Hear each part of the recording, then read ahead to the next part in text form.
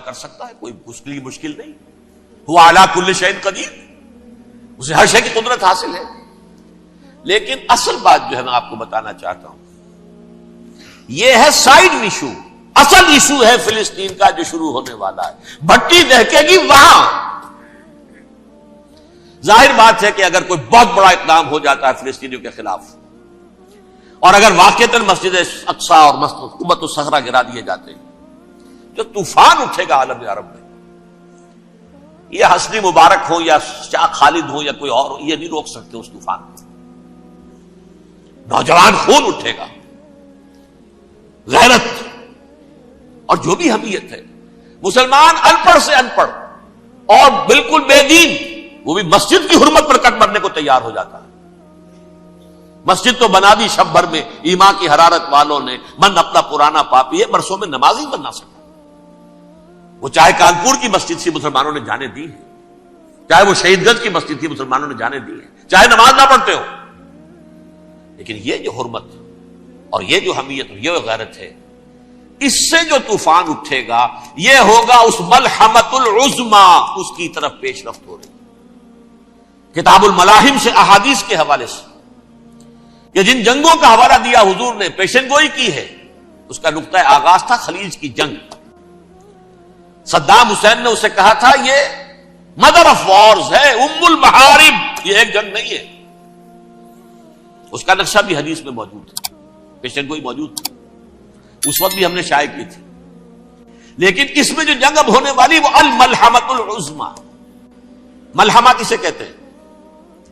لحم گوشت کو کہتے ہیں، اور قصائی کی دکان کو عربی میں ملحم کہتے ہیں، جہاں گوشت کے ٹکڑے کیے جاتے ہیں.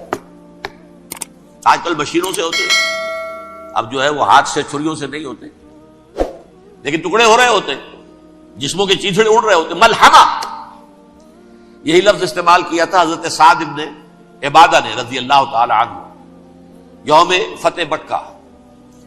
ان کے دل میں تھا کہ اب ہم انتقام لیں گے ان عربوں سے، ان قریش سے.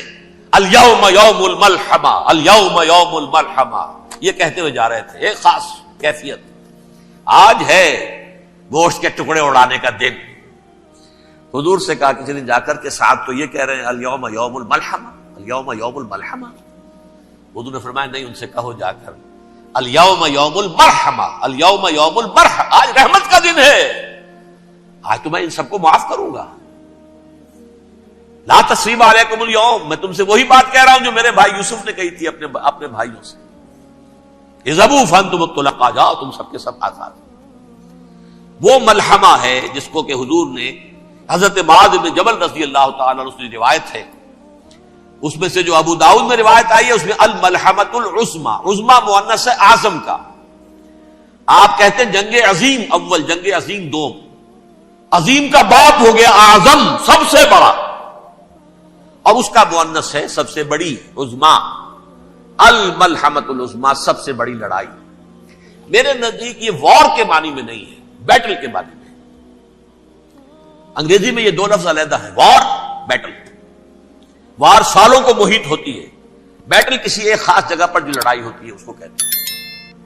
حضور کے اور قریش کے درمیان 6 سالہ وار تھی، جنگ تھی. لیکن battles, battle of Uhud, battle of Badr, یہ بیٹلز تھی، لڑائیاں تھی. تو عظیم ترین جنگ شاید اس اعتبار سے نہ ہو جیسے کہ ورلڈ وار 1 اور ورلڈ وار 2، یعنی اس کی وسعت کا اتنا معاملہ نہیں اور طوالت کا نہیں. لیکن جو لڑائی جو ہے بیٹل ہونی ہے، جس کو کہ یہ لوگ، یا چونکہ میں نے کہا تھا شروع میں کہ سرما ہے میری آنکھ کا خاک حجاز و ہول قدس. نیو ٹیسٹمنٹ کی آخری کتاب ہے the book of Revelation, Revelation of Saint John. اس میں آرمگڈون کہا گیا ہے. اسے ہر مجدون، یہ عبرانی لفظ ہے. ہر کہتے ہیں اونچی جگہ کو، سطح مرتفع. مجدون میگیڈو، میگیڈو ایک وادی ہے، مرتفع، وادی مرتفع. یہ ہے واقع لبنان، اسرائیل اور شام کے درمیان جو ٹکڑا، جو ٹرائنگل بنتی ہے، یہ ہے. یہاں پر بڑی جنگ لڑی جائے گی، اور یہ جنگ صلیب ہوگی جو کہا ہے بش نے. یہ جنگ صلیب 2nd ملینیم شروع ہوئی تھی تو پہلی صلیبی جنگ ہوئی تھی. 3rd ملینیم شروع ہوا ہے، یہ 2nd صلیبی جنگ ہے، یہ کروسیڈ ہے. اور میں اس مرتبہ امریکہ گیا تھا تو پہلی مرتبہ مجھے وہاں ایک رسالہ ملا ٹرمپٹ نام کا. یہ امریکہ کے جو بہت ایکسٹریمسٹ قسم کے پروٹیسٹنٹس ہیں، یہ ان کا رسالہ ہے، اور ان کے بارے میں اب کہا جا رہا ہے وہ کرسچین زائنسٹ ہیں. آپ شاید پہلی مرتبہ یہ لفظ سن رہے ہو. زائنسٹ تو ہم سمجھتے ہیں یہودیوں کو، کرسچین زائنسٹ وہ ہیں جو ہیں تو عیسائی پروٹیسٹنٹس ہیں، لیکن اسرائیل کے وہ حمایتی یہودیوں سے بڑھ کر ہیں. یہ میری کسی پہلی تقریر میں شاید بہت سے حضرات کو یاد آ جائے، میں نے کہا تھا 4 سال پہلے ہمارا تنظیم اسلامی کا ایک کنونشن ہوا تھا ہیوسٹن میں، امریکہ کا جنوبی علاقے کا شہر ہے. ایک سیشن اس میں ہم نے رکھا تھا انٹرفیتھ، ایک عیسائی کو بلایا تھا، ایک یہودی بہت بڑا وہاں کا عالم ہے اس کو بلایا تھا. اس یہودی عالم نے ڈاکٹر وشوگراٹ، جو وہاں کی یونیورسٹی میں پروفیسر ایمیریٹس ہے، اس نے کہا تھا کہ یہ اسرائیل کو تو سپورٹ کر رہے ہیں عیسائی، ہم تو نہیں کر رہے. جو پریکٹسنگ یہودی ہیں وہ زیادہ اسرائیل کے حق میں نہیں تھے، یہ تو سن 67 کے بعد انہوں نے اسرائیل کو تسلیم کیا ہے. وہ تو منتظر تھے کہ ہمارا مسیحا آئے گا تو اس کی قیادت میں جنگ کریں گے، جیسے شیعہ منتظر تھے کہ مہدی موعود آئیں گے تو پھر ہم کچھ کریں گے. وہ امام خمینی نے کہا بھائی جب وہ آئیں گے آ جائیں گے، لیکن ہم کچھ راستہ کے لیے. زائنسٹ نے آگے بڑھ کر ریاست قائم کر لی، اور جب یروشلم پر بھی پورا قبضہ کر لیا تب جو ہے در حقیقت مذہبی یہودی جو ہے پھر انہوں نے اپنایا ہے، اون کیا ہے، اور نئے سیٹلمنٹس جو بھی بنے ہیں وہاں پر اسرائیل میں، اس میں اکثر و بیشتر مذہبی یہودی آیا، اور بروکلن کے علاقے سے سب سے بڑھ کر آئے ہیں، جو امریکہ میں نیو یارک کا ایک جنوبی علاقہ ہے، بہت بڑا یہودیوں کا بہت بڑا گڑھ ہے. نیو یارک کو جیو یارک بھی کہا جاتا ہے، وہ تو اصل میں مرکز جو ہے وہ تو یہودیوں کا. اس حوالے سے وہاں پر جو کرسچن زائنسٹ کہلاتے ہیں وہ اسرائیل کے یہودیوں سے بھی بڑھ کر کہیں سپورٹر ہیں. بہرحال اس دوسری صلیبی جنگ کا معاملہ جو میں کہہ رہا تھا ٹرمپٹ نامی رسالہ، اس کا ایک مضمون ہے دی لاسٹ کروسیڈ. اب یہ آخری کروسیڈ ہے جو شروع ہونے والا ہے. میں تو حیران ہوں کس قدر کھل کے وہ باتیں کرتے ہیں. رومن کیتھولکس کو وہ کہتے ہیں کہ یہ شیطان ہے، یہ پوپ شیطان ہے، یہ یورپ کو اس نے جمع کیا ہے کرسچینٹی کی بنیاد پر، اور اس میں زیادہ تر کیتھولکس ہیں. آپ کو معلوم ہے برطانیہ بڑی مشکل سے شامل ہوا ان کے ساتھ، اس لیے کہ وہ پروٹیسٹنٹ کا سردار تھا، ابھی پوری طرح نہیں ہے. یورپ جو ہے وہ رومن امپائر دوبارہ یہ کھڑی کر رہا ہے، اور در حقیقت یہ جو ہے یہودیوں سے بھی چھیننا چاہتے ہیں اسرائیل کو اور فلسطین کو، اور مسلمانوں سے بھی، اور یہ وہی کروسیڈ جو تھے اربن ثانی کے اس کی تیاری کر رہے ہیں تاکہ وہاں پر عیسائی حکومت قائم ہو جائے، کیتھولکس کی پوپ کی حکومت قائم ہو جائے. جیسے ایسٹ تیمور میں تبدیلی، ایسٹ تیمور میں کون سی حکومت بنی ہے؟ Roman Catholic. رومن کیتھولک اسرائیل میں بنے تاکہ یہ سارے مقامات مقدسہ جہاں اسرائیل پیدا ہوئے، بیت حضرت مسیح پیدا ہوئے، بیت الحم کہاں ہے؟ وہی ہے کہ نہیں؟ جہاں سے ریزریکشن ہوا ان کے خیال میں وہ کہاں ہے؟ وہیں پر ہے کہ نہیں؟ بڑے بڑے گرجے ان کے وہی ہیں. تو اس اعتبار سے ان کا کہنا یہ ہے یہ لاسٹ کروسیڈ کی تیاری ہو رہی ہے، یہ کیفور. اور ان کا کہنا یہ ہے کہ یہ پوری طاقت نیٹو کی جو ہے، یہ پہلے جرمنی سے لائی گئی بوسنیا، انہوں نے خود وہاں جنگ کروائی، انہوں نے خود وہاں پر ایتھنک کلینسنگ کروائی، پھر خود مصالحت کے لیے آ گئے، پھر کوسوو میں انہوں نے خود آگ بھڑکائی. یہ میں نہیں کہہ رہا، یہ وہ ٹرمپٹ رسالہ امریکہ سے چھپنے والا پروٹیسٹنٹس کا رسالہ ہے جو یہ کہہ رہا ہے. پھر انہوں نے کوسوو کے اندر کروایا، اور پھر وہ وہاں پر پیس فورس کی حیثیت سے آ گئے. اب وہ میسیڈونیا میں کروا رہے ہیں اور وہاں داخل ہو گئے ہیں. اگلا قدم ان کا سائپرس ہوگا، سائپرس میں ترکوں کو اور وہ گریکس کو لڑائیں گے اور وہاں آ جائیں گے، وہاں سے ایک چھلانگ لگائیں گے اور یہ فلسطین میں پہنچیں گے، اور یہ وہاں پر ایک رومن امپائر، اپنی پرانی رومن امپائر کی طرح کی رومن کیتھولک ریاست قائم کرنا چاہتے ہیں. تو وہاں امریکہ کے عیسائیوں میں بھی کوئی ایک طبقہ نہیں ہے، کیتھولکس بھی ہے، کیتھولکس زیادہ نہیں ہے ہمدرد، لیکن اب تابع ہو چکے ہیں. اسحاق ریبین نے جب یہ پیس ٹاک شروع ہوئی تھی، آپ کو یاد ہوگا شاید، کہ جب وہ آیا تھا واشنگٹن سے واپس فلسطین اسرائیل، تو پہلے روم میں رکا for an audience with the pope, اور پوپ کو اس نے ایک مرتبان سا پیش کیا تھا، حضرت سلیمان علیہ السلام کے زمانے کا مرتبان، اور کہا تھا دیکھیے 3000 برس تک ہم نے اس کی حفاظت کی ہے، اب یہ میں آپ کے حوالے کر رہا ہوں. اس کے بعد سے پوپ جو ہے بالکل رام ہو گیا اور وہ عیسائیوں کے ساتھ اور یہودیوں کے ساتھ ان کا پورا معاہدہ ہو. اب پورا عیسائی ورلڈ جو ہے بعثت مجموعی یہودیوں کے شکنجے میں ہے. البتہ ان کے اندر بھی جھگڑے ہیں. جو وہاں پر وائٹ کرسچن ملیشیاز ہیں وہ ایکسٹریمسٹ ہیں کیتھولکس. ان کے نزدیک دشمن نمبر 1 یہودی، دشمن نمبر 2 مسلمان، دشمن نمبر 3 جو یورپ میں کالے ہیں، افرو امریکن، چاہے وہ عیسائی ہو گئے ہوں کوئی بھی ہو. یہ 3 دشمن ہیں جن سے انہوں نے کلینز کرنا ہے، صاف کرنا ہے ان کے خیال کے مطابق امریکہ کی سوسائٹی کو. اولاً یہود، پھر مسلمان، اور پھر یہ جو کالے ہیں. لیکن دوسری طرف پروٹیسٹنٹس کے اندر ایکسٹریمسٹ وہ ہیں جنہیں کہا جا رہا ہے یہ کرسچین زائنسٹ ہیں، یہ اسرائیل سے بڑھ کر سپورٹرز ہیں. بہرحال یہ اب جنگ ہوگی، اس کا نتیجہ کیا نکلے گا یہ تو اللہ ہی جانتا ہے. اب میں آخری بات کی طرف آ رہا ہوں. آخری نتیجہ تو جو بھی کچھ اپس اینڈ ڈاؤنز آئیں گے.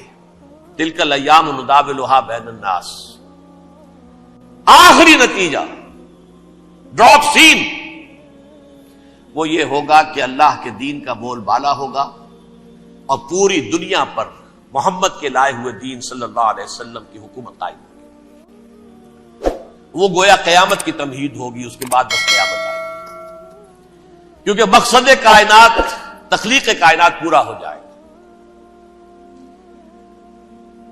پوری مخلوقات کے اندر مقصد تخلیق، کلائمیکس آف کریشن محمد الرسول اللہ صلی اللہ علیہ وسلم.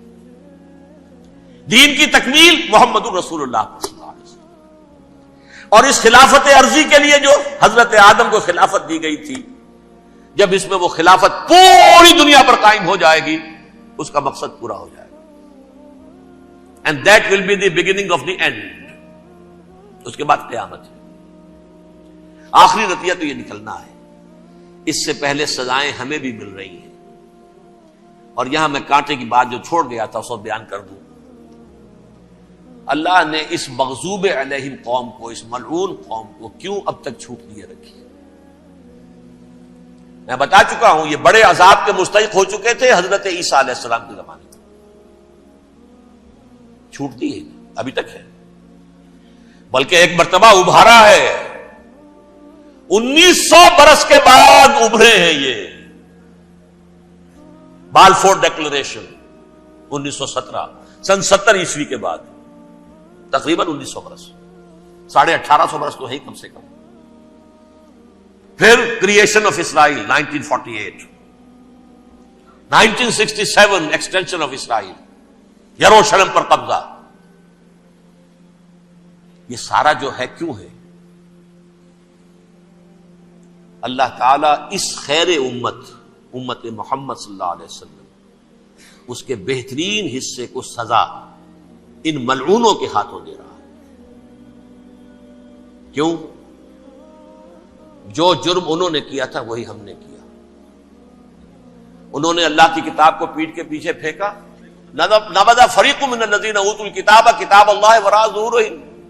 ہم نے اپنی پیٹھوں کے پیچھے پھینکا کہ نہیں؟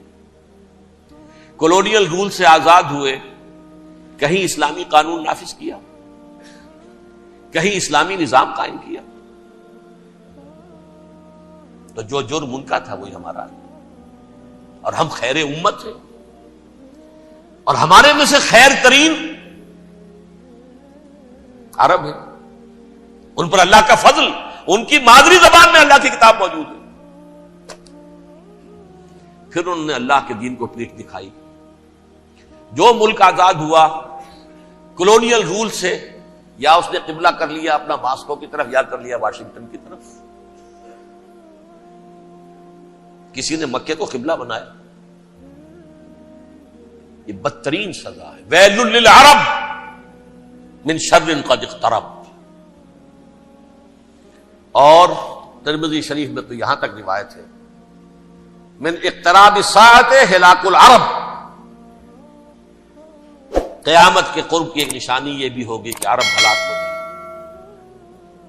ایک حدیث میں الفاظ آتے ہیں کہ حضور نے جب کہا یہ ہوگا یہ ہوگا یہ ہوگا، یہ بربادی آئے گی، تو کسی زوجہ محترمہ نام میں بھول رہا ہوں، انہوں نے پوچھا کہ عرب اس دن کہاں ہوں گے؟ فرمایا العرب یومئذ قلیل. بہت کم. آخری خاتمہ ہونا ہے یہود کا حضرت مسیح علیہ السلام کے ہاتھوں.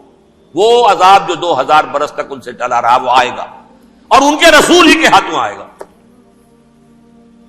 لیکن اس سے پہلے مسلمانوں پر یہ عذاب آ رہا ہے, ہولوکاسٹ کے درجے کا عذاب آ رہا ہے. البتہ ہم پاکستانی اس میں یوں سمجھ لیجئے کہ وہ تو خبریں موجود ہیں احادیث میں, وہاں تو جو ہونا ہے. اتنے انسان مریں گے کہ ایک پرندہ جو ہے اڑتا چلا جائے گا, وہ نہیں چاہے گا کہ نیچے اترے تو کسی لاش پر اترے, اسے جگہ نہیں ملے گی زمین خالی کر کہیں اتر سکے, تھک ہار کر گرے گا, مرے گا تو بھی لاش کے اوپر گرے گا. یہ الفاظ ہے حضور صلی اللہ علیہ وسلم. الملحمۃ العظمی الملحمۃ الکبریٰ, یہ لاسٹ کروسیڈ. ٹرمپٹ اخبار نے, میں اس کا فوٹو اسٹیٹ بھی کبھی آپ کو دکھا دوں, ویسے میرے ساتھ ہے وہ رسالہ ٹرمپٹ, دی لاسٹ کروسیڈ, اس کی تیاری ہو رہی ہے. وہ الملحمۃ العظمی اور ملحمۃ الکبریٰ جو ہے وہ آنے والی ہے. ابن ماجہ میں کبریٰ کہا ہے, اکبر کا مؤنث کبریٰ. ملحمہ کبریٰ سب سے بڑی جنگ اور ملحمہ عظمی سب سے عظیم جنگ.